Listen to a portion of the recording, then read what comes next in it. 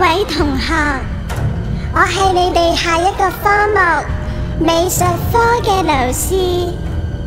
呢個遊戲分別會喺美術室、圖書館裏面同時進行。遊戲名叫做《幽暗迷宮與愚昧之犧牲者》。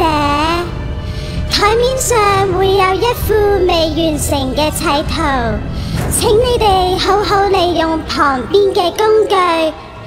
進入圖書館之後，你哋要喺限時之內揾返餘下嘅砌圖，成功開啟大門進入下一個課室。10分鐘之內完成會得到100分，11分鐘會得到80分，如此類推。如果喺限時之內唔能夠開啟大門嘅話，大家都會被趕出校㗎啦。歡迎大家再嚟挑戰。